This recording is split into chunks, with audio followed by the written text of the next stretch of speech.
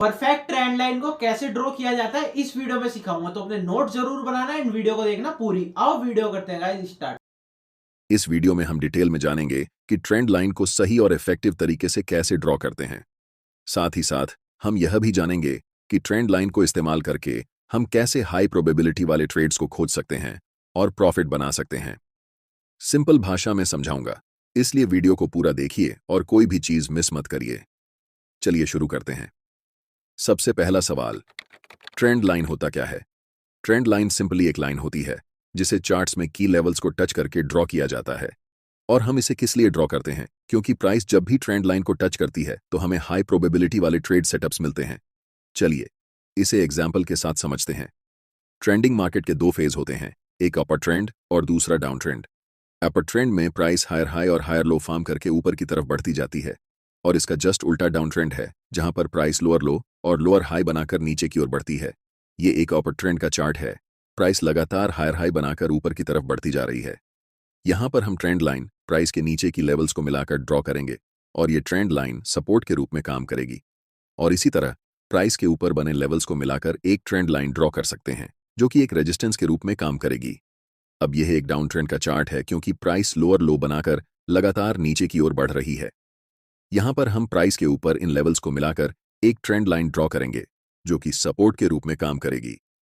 ज्यादातर beginner traders का एक बड़ा सवाल होता है कि ट्रेंड लाइन ड्रॉ करते समय हम कैंडल्स के वीक को टच करके ट्रेंड लाइन ड्रॉ करें या फिर कैंडल की बॉडी को टच करके ट्रेंड लाइन ड्रॉ करें। तो इसका जवाब बहुत सिंपल है, कैंडल की बॉडी या फिर कैंडल के वीक से ट्रेंड लाइन को फर्क नहीं पड़ता।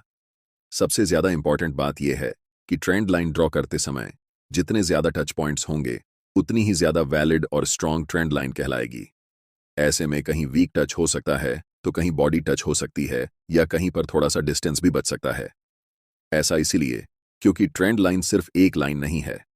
ट्रेंड लाइन एक जोन या फिर एरिया की तरह काम करती है। कोई भी ट्रेंड लाइन ड्रॉ करते समय आपको यह ध्यान रखना होगा कि ट्रेंड लाइन कम से कम 3 की पॉइंट्स को परफेक्टली टच करती हो। उम्मीद है कि आप समझ गए होंगे कि ट्रेंड लाइन को ड्रॉ करने का सही और इफेक्टिव तरीका क्या है। अब हम आते हैं दूसरे मोस्ट इंपॉर्टेंट सवाल पर कि ट्रेंड लाइन को इस्तेमाल करके कैसे हम हाई प्रोबेबिलिटी वाले ट्रेड सेटअप्स को खोज सकते हैं और प्रॉफिट बना सकते हैं। चलिए समझते हैं। ट्रेंड लाइन के साथ ट्रेड करने के दो मोस्ट इफेक्टिव तरीके होते हैं। पहला, कंटिन्यूअस पैटर्न के साथ ट्रेड करना।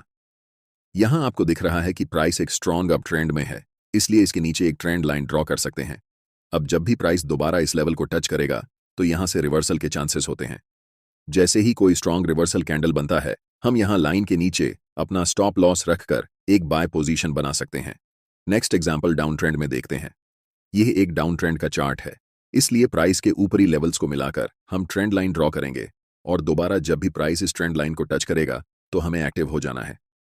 लेकिन यहां पर हमें ट्रेड अभी नहीं लेना है। नेक्स्ट कैंडल जैसे ही प्रीवियस कैंडल के लो को ब्रेक करता है तो हम यहां ट्रेंड लाइन के ऊपर छोटा सा स्टॉप लॉस रखकर एक सेल पोजीशन में एंट्री ले सकते हैं। आशा करता हूं कि आपको कंटिन्यूअस पैटर्न के साथ कैसे ट्रेंड लाइन को इस्तेमाल करके ट्रेड करते हैं यह समझ में आ गया होगा। अब बात करते हैं ट्रेंड लाइन ब्रेकआउट पैटर्न की, जो कि सबसे ज्यादा ट्रेड किया जाता है। स्क्रीन पर दिख रहा चार्ट एक डाउन ट्रेंड का है जिसमें प्राइस लोअर लो बनाकर नीचे की ओर बढ़ रही है, इसलिए प्राइस के ऊपर इनकी लेवल्स को मिलाकर एक ट्रेंड लाइन खींच सकते हैं। नेक्स्ट टाइम जैसे ही प्राइस इस ट्रेंड लाइन को तोड़कर कैंडल ट्रेंड लाइन के ऊपर क्लोज होती है तो हमें एक्टिव हो जाना है। अब यहां पर ट्रेड लेने के दो तरीके हैं। पहले, जैसे ही ब्रेकआउट कैंडल का हाई टूटता है तो आप ब्रेकआउट कैंडल के नीचे अपना स्टॉप लॉस रखकर एक लॉन्ग पोजीशन बना सकते हैं। और दूसरे तरीके में प्राइस ब्रेकआउट के बाद ट्रेंड लाइन को रिटेस्ट करने के लिए आती है, यानी जो ट्रेंड लाइन ब्रेकआउट के पहले रेजिस्टेंस का काम कर रही थी अब वह सपोर्ट की तरह काम करेगी। और जैसे ही ब्रेकआउट स्विंग को नेक्स्ट टाइम कैंडल क्रॉस करती है तो आप यहां लॉन्ग पोजीशन ले सकते हैं। चलिए आपको एक प्रो टिप देता हूं। अगर अपर ट्रेंड लाइन और लोअर ट्रेंड लाइन के बीच का डिस्टेंस बहुत कम है, इसका मतलब प्राइस बहुत ही टाइट रेंज में फंसी हुई है। ऐसी सिचुएशन में जब प्राइस ट्रेंड लाइन को ब्रेक करती है तो प्राइस में बहुत हाई पोटेंशियल होता है, जिस कारण प्राइस एक स्ट्रॉन्ग ट्रेंड के साथ मूव करने लगती है। अगर कहीं आपको ऐसी सिचुएशन दिखे तो आप इसे कभी भी मिस मत करना, क्योंकि इन ट्रेड्स में हमें बहुत लंबा टारगेट मिलता है। और अब जो हम आपको बताने वाले हैं वह सबसे ज्यादा इंपॉर्टेंट चीज होने वाली है, क्योंकि इसका इस्तेमाल सिर्फ बड़े ट्रेडर्स और इंस्टीट्यूशंस ही करते हैं। और अगर आप इसे सीख गए तो आपके लॉस होने के चांसेस न के बराबर हो जाएंगे। और अब जो हम आपको बताने वाले हैं वह सबसे ज्यादा इंपॉर्टेंट चीज होने वाली है, क्योंकि इसका इस्तेमाल सिर्फ बड़े ट्रेडर्स और इंस्टीट्यूशंस ही करते हैं। और अगर आप इसे सीख गए तो आपके लॉस होने के चांसेस न के बराबर हो जाएंगे, जिसे कहते हैं मल्टी टाइम फ्रेम एनालिसिस। अब घबराइए मत, चलिए आसान भाषा में समझते हैं। मल्टी टाइम फ्रेम एनालिसिस का मतलब होता है अलग अलग टाइम फ्रेम में चार्ट्स को एनालाइज करना। एग्जाम्पल के साथ समझते हैं। ये निफ्टी 50 का 1 डे टाइम फ्रेम का चार्ट है। प्राइस हायर हाई बनाकर ऊपर की ओर बढ़ती जा रही है, जिसका मतलब है कि यहां प्राइस अपर ट्रेंड में है, इसलिए ट्रेंड लाइन प्राइस के नीचे ड्रॉ करेंगे। जब प्राइस ऊपर वाली ट्रेंड लाइन से टकराती है तो प्राइस रिवर्स हो जाती है और नीचे की ओर बढ़ती जाती है। और जब इसी चार्ट को हम छोटे टाइम फ्रेम पर देखेंगे तो ये डीप डाउन ट्रेंड जैसा नजर आता है। इस डाउन ट्रेंड के ऊपर एक ट्रेंड लाइन ड्रॉ करके हम वेट करेंगे कि कब इस ट्रेंड लाइन का ब्रेकआउट होगा। जैसे ही प्राइस हायर टाइम फ्रेम में अपने नीचे वाली ट्रेंड लाइन को टच करेगी तो वहां से प्राइस रिवर्स हो जाएगी। अब इसे ट्रेड करने के लिए हमारे पास दो कंफर्मेशन है। पहला कि बड़े टाइम फ्रेम में ट्रेंड लाइन का सपोर्ट मिल गया, और दूसरा छोटे टाइम फ्रेम में हमें ट्रेंड लाइन का ब्रेकआउट मिल गया।